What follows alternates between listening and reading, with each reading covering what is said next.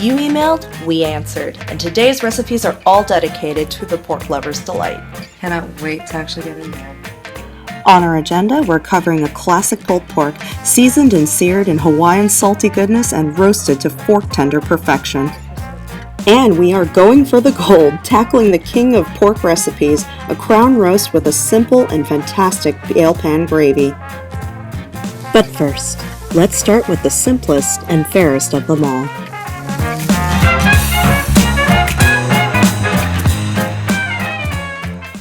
It's as simple as 1, 2, 3. Heat up your oil-seasoned grilled pan on the stovetop for about 4 to 5 minutes over a medium heat, and then lay on your big slabs of pork belly, trying not to crowd the pan.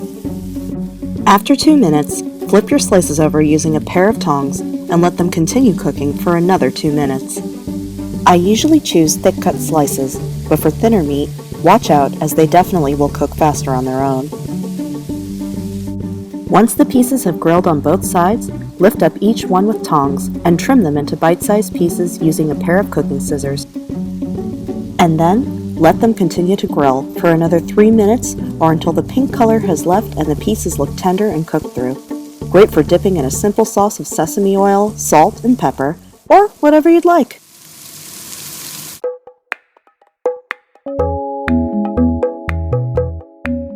Start with a nice 3-pound pork butt. Just make sure it's nice and dry. It's a big juicy piece. If you're a fan of crispy fat, feel free to score it in a nice crisscross pattern. Watch your fingers, don't get too aggressive. What did it ever do to you except make you happy? We're going to use a little Hawaiian sea salt to season it up. You can use regular kosher salt or regular sea salt, but I personally like the flavor. It's a little more earthy. We're just going to try to honor it the best way we can from New York to Hawaii. We love you all. A little black pepper. Once the pork's seasoned, it's time to turn to your Dutch oven. Set the heat to medium-high and coat the bottom of the pot with olive oil. After about 2 to 3 minutes, gently place the pork butt into the pot to sear.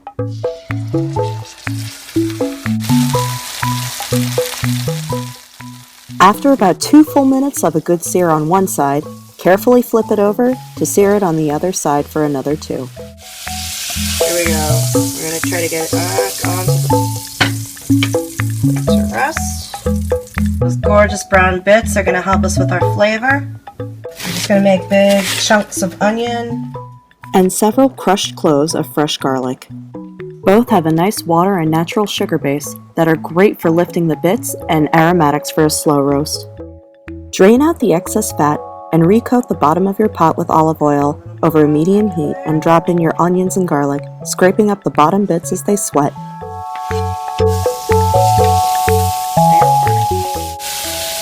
Add a little bit of a tomato base, add a little bit of Worcestershire.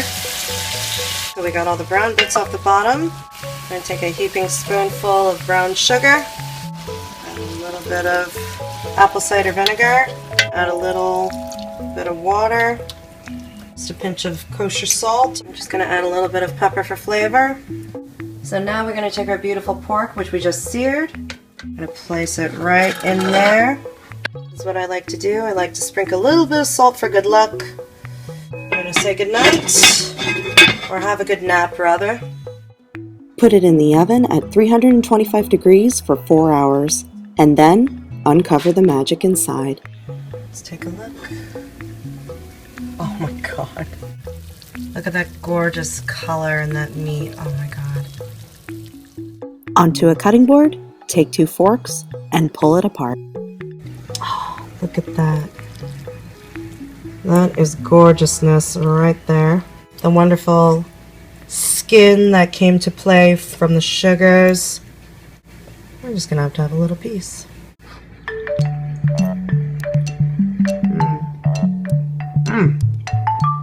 That is fabulous. You could stop there, but if you're up for more than this, then you'll have to take matters into a regal direction with the ultimate dish.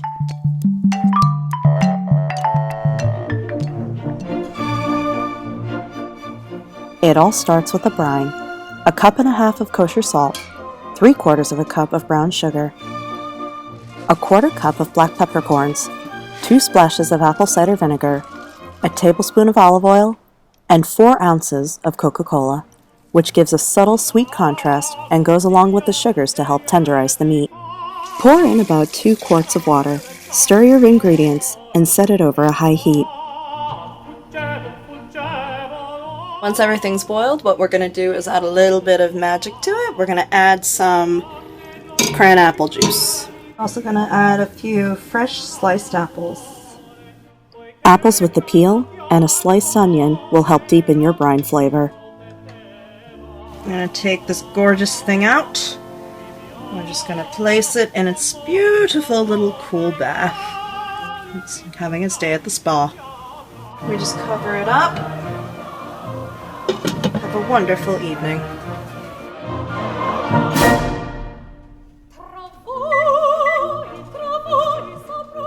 While your crown roast emerges from its brine bath to some paper towels the next day, on a low heat, let's toast up some spices for roasting.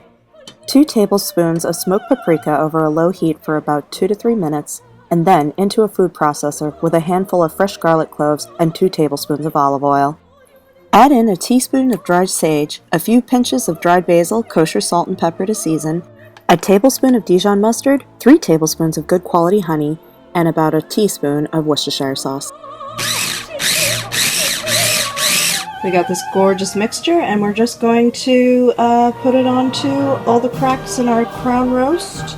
And there's really no other better way to do this than with your beautiful hands. So what we're going to do now is we're actually just going to take this roast, move aside, honey, lift it up, put it onto a rack. Just going to flip it upside down. This way the fat will trickle down and the skin will get nice and crispy. Top it off with a little bit of sauce. Take whatever tidbits we have left of that beautiful sauce. Sauce you made, by the way. And top it all off. Give it a nice massage.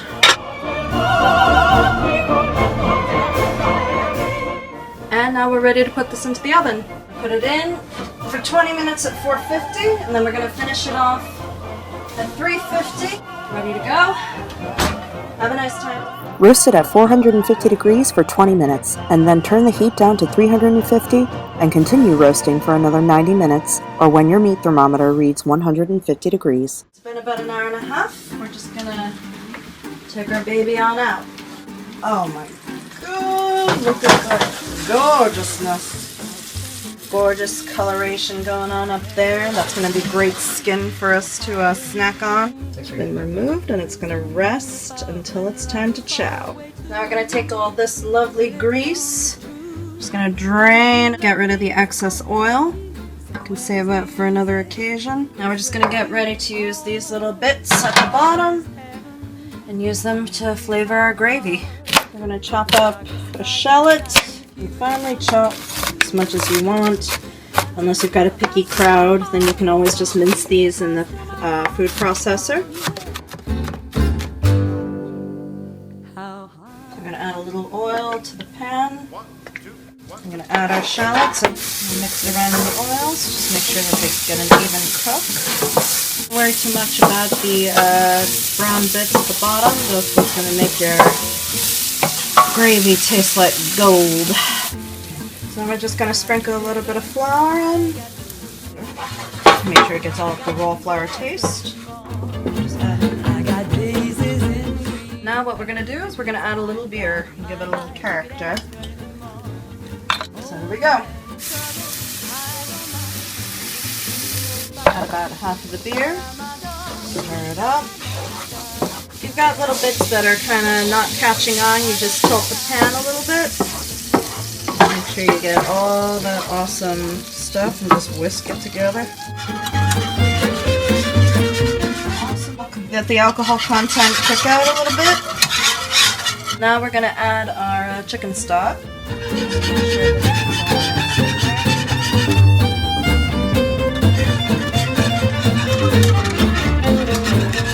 A bit of fragrance. We got our fresh thyme.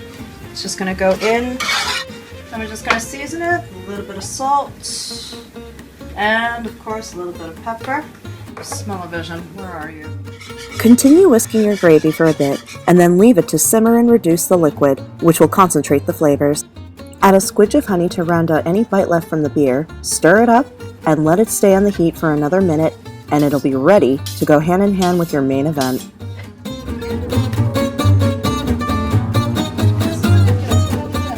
Woo! Look at that!